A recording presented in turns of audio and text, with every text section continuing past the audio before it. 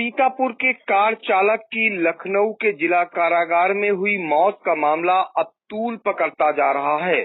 दरअसल उसे लखनऊ की गोसाईगंज पुलिस ने कार से लूट होने के मामले में जेल भेज दिया था। उसके बाद जिला कारागार के शौचालय में गमछे से उसका शव लटकता हुआ पाया गया है और परिजनों का आरोप है कि उसकी हत्या की गई है। पुलिस ने उसे निर्दोष जेल भेजा था, इसलिए वो लोग अंतिम संस्कार कराने को तैयार नहीं हो रहे हैं।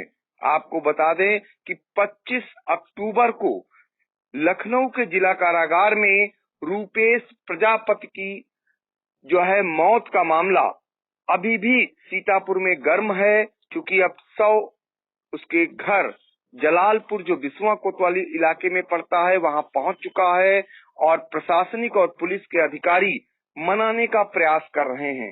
साथ ही समाजवादी पार्टी के नेता, कांग्रेस के नेता और किसान मंच के नेता भी वहां अब जुटने लगे हैं। मौके पर आई इंडिया के संवाददाता अमित जायसवाल मौजूद हैं। क्या कुछ मामला है अमित, पूरा मामला बताइए। लखनऊ की गोसाईगंज पुलिस ने 11 अगस्त को बिस्वा से गिरफ्तार कर कार से लूट होने के मामले में कार चालक रूपेश प्रजापति को जेल भेज दिया था। परिजन गिड़गिड़ाते रहे और निर्दोष पुलिस ने उसकी एक भी नहीं सुनी। रूपेश के पिता मेवालाल अपने बेटे को छुड़ाने के लिए अभी भी पैरवी कर ही रहे थे कि रूपेश जेल से बाहर नहीं आ सका, लेकिन उसकी मौत की खबर वहां तक पहुंच गई। 25 अक्टूबर की रात लखनऊ जेल प्रशासन द्वारा बिस्वा पुलिस के माध्यम से रूपेश के परिजनों को उसके द्वारा आत्महत्या किए जाने की सूचना दी गई। बताया गया है कि रूपेश ने लखनऊ के जिला कारागार के शौचालय में गमछे से लटककर आत्महत्या कर ली, लेकिन परिजनों को इस पर विश्वास ही नहीं हुआ। परिजन यह आरोप लगाने लगे कि एक तो पुलिस ने उसे निर्दोष जेल भेज दिया, दूसरा उसकी जेल में हत्या कर दी गई। सवाल खड़ा करने लगे कि कोई भी कैदी कैसे जिला कारागार के शौचालय में गमछे से फंदा लगाकर आत्महत्या कर सकता है। परिजनों को तब इस चीज का बल मिल गया कि उनकी मांग पर डॉक्टरों के एक पैनल पर पोस्टमार्टम कराया गया। पोस्टमार्टम रिपोर्ट में रूपेश की मौत से पहले उसकी पिटाई होने का मामला संज्ञान में आया है, पुष्टि हुई है। 27 अक्टूबर को रूपेश के शव को परिजनों को सौंप दिया गया। शव को लेकर परिजन जलालपुर लाए ही थे, लेकिन अब उसका अंतिम संस्कार तब तक करने को तैयार नहीं हो रहे हैं जब तक उनकी मांगों को लेकर लिखित आश्वासन उन्हें न दिया जाए। सुबह से ही उप जिलाधिकारी अनुपम मिश्रा, सुशील कुमार सिंह, सीओ बिस्वा, ये सब उसको मनाने में, उनके परिजनों को मनाने में जुटे हुए हैं। इसको लेकर परिजनों ने एक मुख्यमंत्री को संबोधित एक ज्ञापन भी उप जिलाधिकारी को दिया है, जिसमें कई मांगे हैं जो उनके परिजनों के हित के लिए हैं। ये बताइए कि अमित, जो ज्ञापन है उसमें क्या कुछ मांग की गई है और परिजन जो हैं अभी भी क्या शव को वहीं रखे हुए हैं? शव अभी भी यथास्थात उनके घर ही पर रखा हुआ है और परिजनों का मांग है कि इसकी जांच निष्पक्ष रूप से कराई जाए और इसमें लिप्त पुलिस वालों को व जेल अधिकारियों से लेकर कर्मचारियों तक दोषी होने पर दंडित किया जाए और उनके परिवार वालों को भरण पोषण की व्यवस्था कराई जाए। पति की हत्या के मामले में प्रार्थनी 50 लाख का उन्हें मुआवजा दिया जाए और परिवार को सुरक्षा प्रदान की जाए। इसके अलावा उन्होंने उनका एक कहना है कि वो लोग पूरी तरीके से निर्दोष है और निर्दोष रूप में उन्हें जेल भेज दिया गया था। इसकी उच्च स्तरीय जांच होनी चाहिए और सीबीआई तक की जांच की भी मांग वो कर रहे हैं।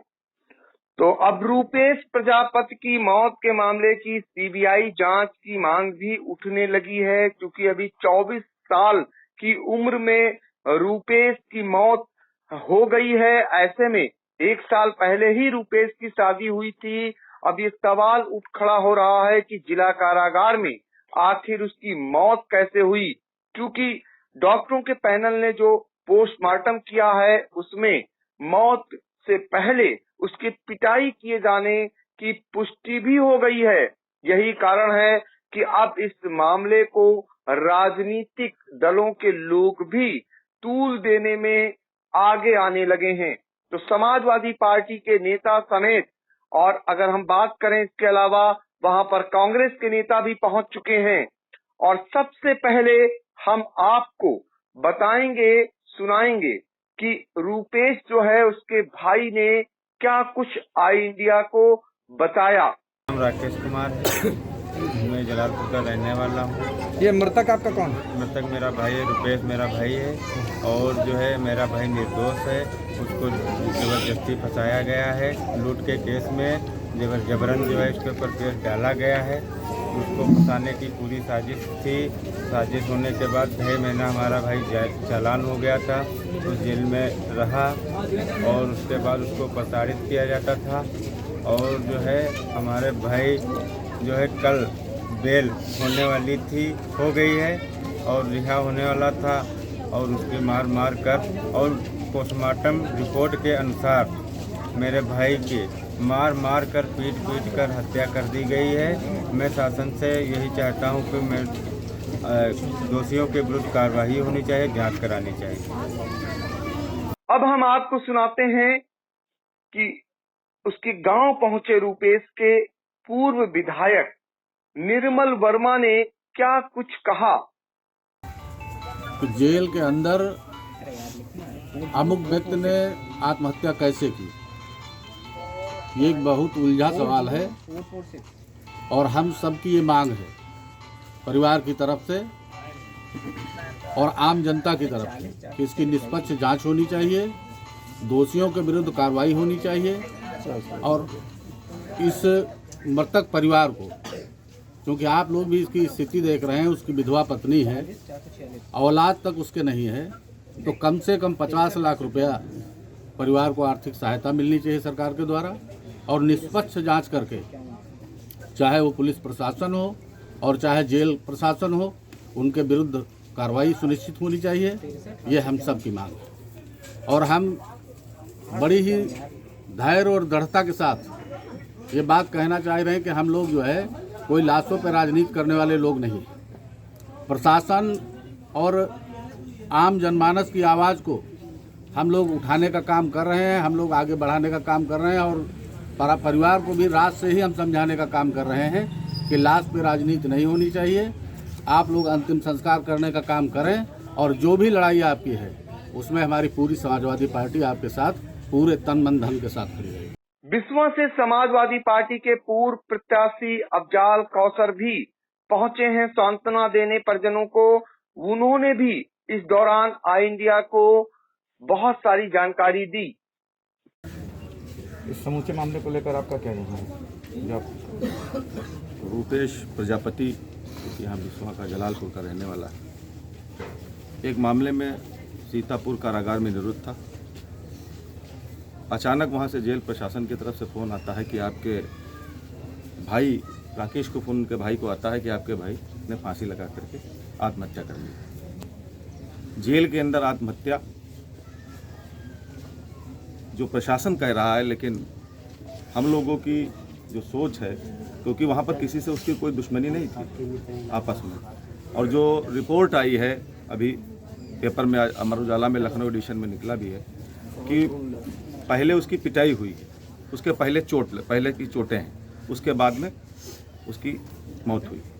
तो ये सारे मामले शासन, सरकार और प्रशासन सबको कटघरे में खड़ा करते हैं। सवालिया निशान है कि सरकार की जेल में एक आम पिछड़ा प्रजापति कुम्हार, जिसकी मृत्यु हो जाती है, जिसको फांसी पर लटकने के लिए बताते हैं कि फांसी पर लटक गया, लेकिन आज तक यहाँ पर सरकार का कोई भी नुमाइंदा यहाँ पर नहीं आया है। बताइए गाँव वालों, कोई आया?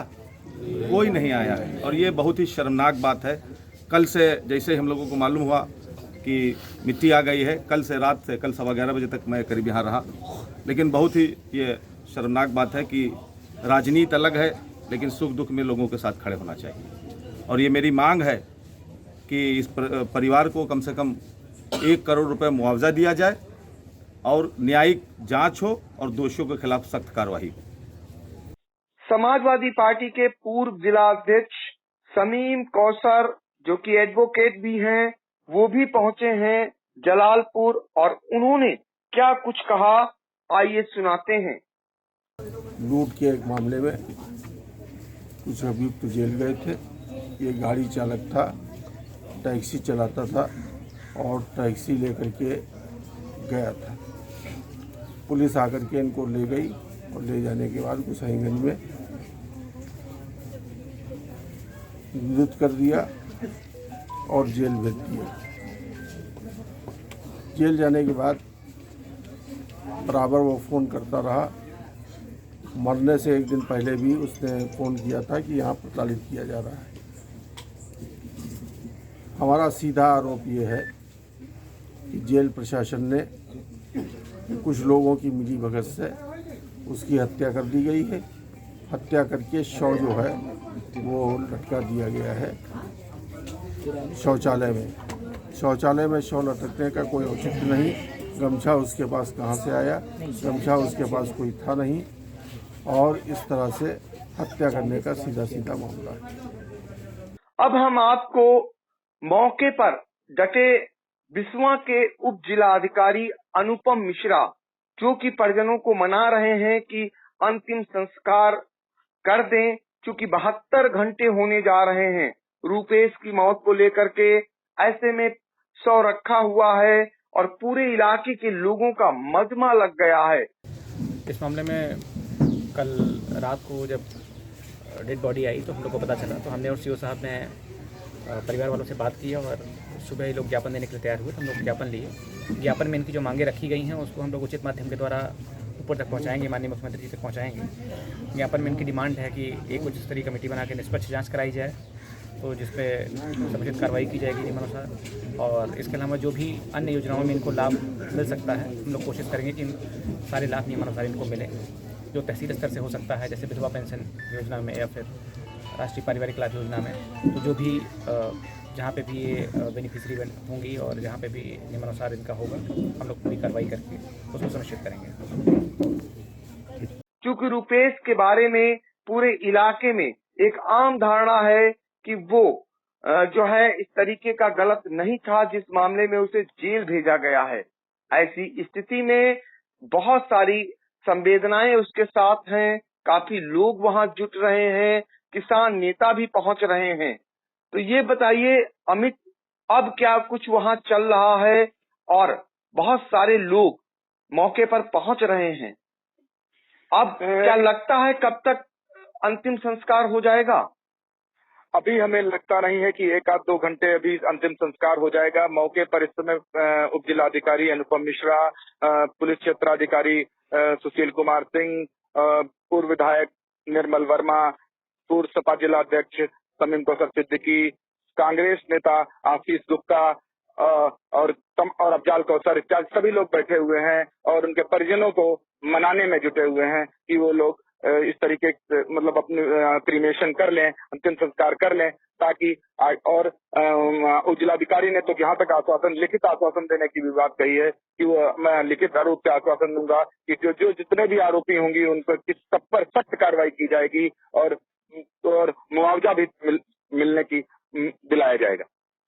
तो इस तरीके से जो मांगे रखी गई हैं ज्ञापन में, जो मुख्यमंत्री को भेजा गया है, परिजनों ने भेजा है, जिसमें मांग की है कि मृतक की पत्नी को 50 लाख रुपए दिया जाए, दोषी जो भी हो उनके खिलाफ सख्त कार्रवाई की जाए। तो इस मांग को उप जिलाधिकारी बिस्वा अनुपम मिश्रा लगातार कह रहे हैं कि वो इस बात को ऊपर पहुंचाएंगे और जो भी मांगे हैं उनकी मांगे मानी जाएंगी। फिलहाल अभी परिजन तैयार नहीं हो रहे हैं अंतिम संस्कार के लिए। अमित, हम फिर लौटेंगे आपके पास। आप नजरें गड़ाए रखिए और जैसे ही कोई जानकारी मिलती है फिर हम दर्शकों तक पहुंचाएंगे। ठीक, ओके।